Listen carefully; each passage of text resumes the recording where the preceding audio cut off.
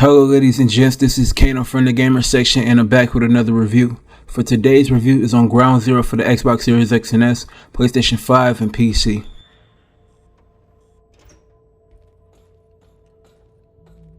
In this story, you're dropped into a world where a massive meteor strike has completely devastated South Korea.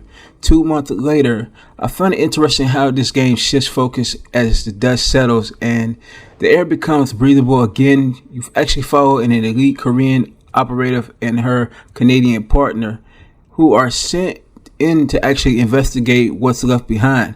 At first, it feels like a simple wrecking mission, but trust me, it quickly actually turns into something much more serious. And as you move through the foggy, destroy environments, I started to realize that what's out there is far more dangerous than you'd actually expect.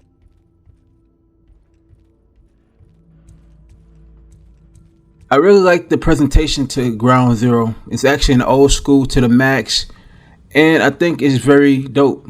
The graphics have a slightly modern touch in the lighting, but everything else feels like a classic PlayStation 1 horror game, which I think is super dope. The character designs are on point, and I also like the environments. They all help sell that old school vibe. The sound design is great too, with monsters, zombies, dogs, and guns, and all that feeling that's actually satisfying and immersive.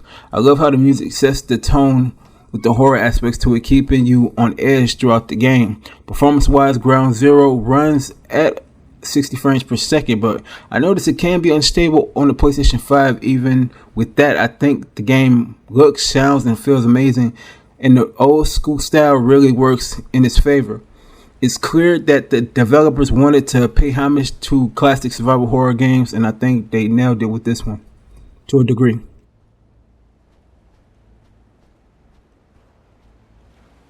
Ground Zero is an old school horror shooter game actually on the levels of the classic Resident Evil title.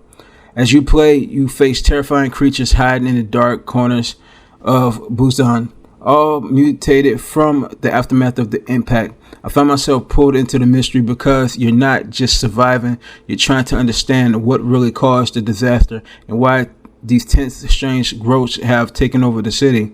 You'll explore a ruined world from coastal areas and temples to the heart of the urban streets, each with its own atmosphere. Combat gives you multiple options, letting you shoot, strike, kick, and counter like a trained soldier.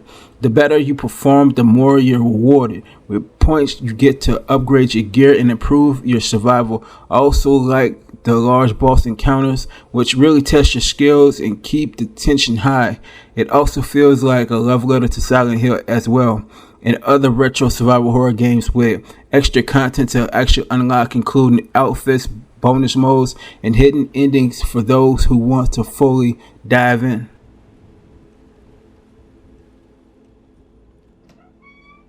The only real drawback I noticed in Ground Zero is the frame rate drops and stuttering in certain areas, which definitely needs a patch. I love the game for what it is, but on the PlayStation 5 side, I found that some areas that I actually experienced noticeable frame rate issues when moving through the environments. It sometimes interrupts the immersion, especially during intense moments or actual boss fights. And I think it can be a little bit frustrating for players like myself who expect smooth experience of the performance.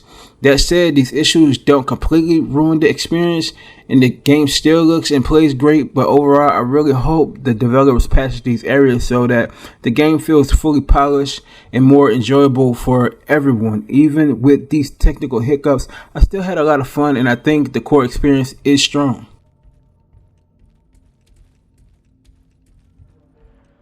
For that, I give Ground Zero a 4 out of 5.